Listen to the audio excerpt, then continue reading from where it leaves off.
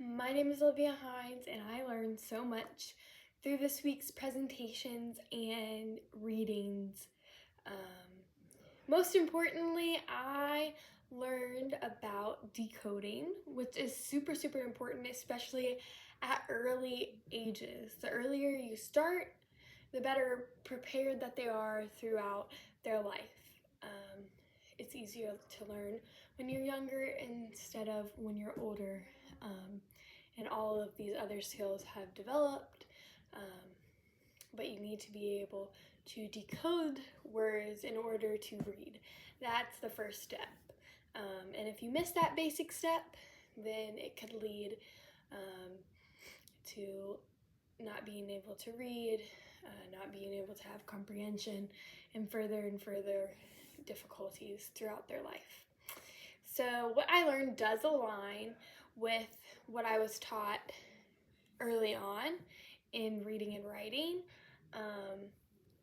I was introduced to decoding at an early age, and I was able to do that efficiently and effectively in order to read. I was taught, like in the presentation, to do two different things, which was to convert written words into speech and understand that speech that you are speaking, which obviously, you need to understand what you're reading. You need to understand what you're saying in order to be successful in comprehension and understanding. So I also took note of decoding text times comprehension of language equals reading to gain meaning. So you need to decode and then comprehend in order to gain effective comprehension of that reading, effective knowledge of that reading.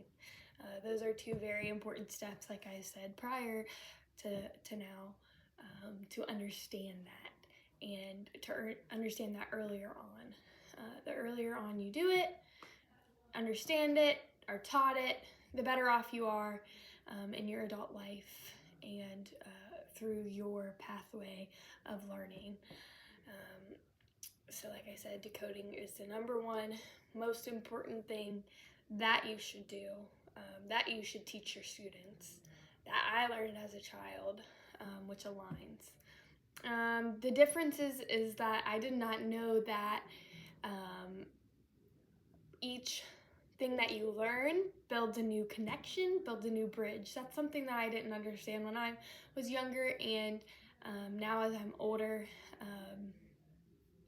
I understand that those connections and those bridges are being built.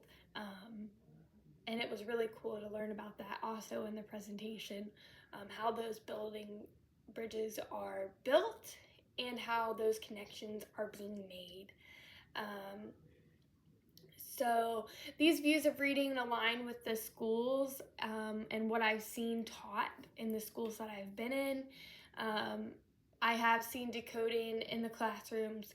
I've seen comprehension, the importance of both of them, not only being taught, but on posters, flashcards, all of the things included in lesson plans, standards. I have seen it in schools, so I know that these things are being taught throughout schools now. And even though they were important before, I feel like they're more important in our schools now, that they're really being implemented in the schools that I've seen.